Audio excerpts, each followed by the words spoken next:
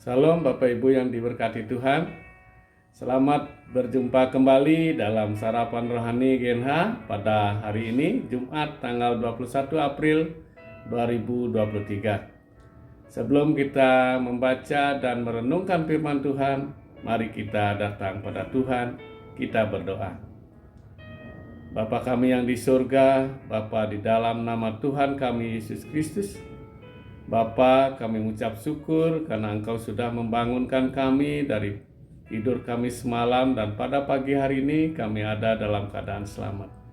Bapa, terima kasih buat hari-Mu yang indah dan Tuhan berkati kami.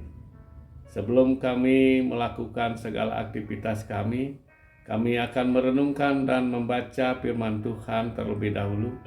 Sebelum itu semuanya Bapa, urapi kami dengan Roh-Mu yang kudus, biar apa yang kami sampaikan betul-betul adalah sabda-Mu Bapa.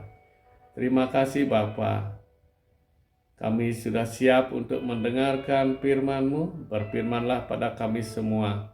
Di dalam nama Tuhan kami Yesus Kristus, firman yang hidup kami berdoa. Amin. Bapak Ibu yang diberkati Tuhan, pada hari ini kita sudah disediakan bacaan kita yang pertama diambil dari kitab Keluaran 20 ayat 16. Jangan mengucapkan saksi dusta tentang sesamamu. Yang kedua diambil dari Efesus 4 ayat 29.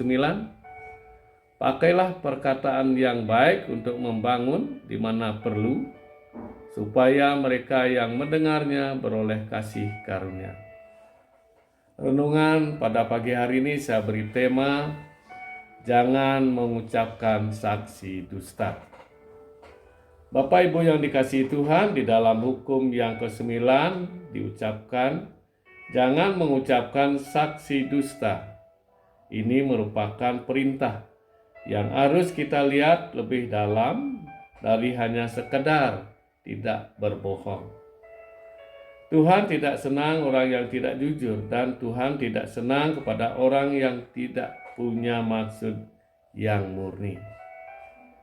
Hati yang murni, yang bersih, hati yang tanpa motivasi untuk merugikan orang lain. Inilah yang Tuhan suka. Kekristenan bukan hanya mengurus orang percaya masuk surga. Kekristenan mengurusi keadilan. Kekristenan harus menyatakan keadilan di tengah dunia ini. Tuhan sangat benci kepada ketidakadilan. Semua bentuk kerusakan terjadi karena manusia tidak tulus. Manusia tidak murni hatinya. Waktu Tuhan menyatakan berkat dalam Matius 5, Dia mengatakan berbahagialah orang yang suci hatinya. Itu juga bisa diterjemahkan berbahagialah orang yang murni hatinya. Itu berarti apa yang di dalam sama dengan apa yang ditunjukkan di luar. Apa yang di dalam benar-benar nyata dan persis dengan apa yang Dia tunjukkan di luar. Kita sulit melakukan hal itu. Kadang-kadang manusia penuh dengan kepalsuan. Kadang-kadang kita mau bermain politik. Kadang-kadang kita mau menjaga relasi yang baik sehingga kita mengabaikan kebenaran. Bapak Ibu yang dikasihi Tuhan, berbohong. Ada berbohong dibilang untuk berbuat baik, itu di dalam Alkitab tidak ada. Berbohong itu untuk berbuat, untuk kebaikan. Yang mana kita baru khotbahnya Ibu Pendeta minggu lalu, berbohong kebaikan tidak ada di dalam Alkitab. Maka dari itu, berbohong berbelokkan realitas. Kita memberikan kesaksian palsu atau berbohong tentang sesuatu untuk mengubah persepsi seseorang. Mungkin pendapat seseorang tentang kita, kemampuan atau kekuatan kita, ini mungkin untuk mengubah persepsi mereka menurut kita tentang orang lain. Dalam kedua hal itu kita mencoba untuk menjadi Allah dalam situasi tersebut. Kita sesungguhnya sedang mengambil kendali atas pikiran dan emosi orang lain ketika kita berbohong. Bapak Ibu yang dikasihi Tuhan, berbohong adalah suatu pelanggaran terhadap Allah. Karena Ia telah memerintahkan bahwa kita tidak memiliki Allah lain di hadapannya, termasuk diri kita. Jika kita percaya dan mempercayai Tuhan untuk mengasihi dan memelihara kita dalam segala hal, kita tidak pernah harus berbohong untuk menjadi atau untuk mencoba dan memanipulasi keadaan.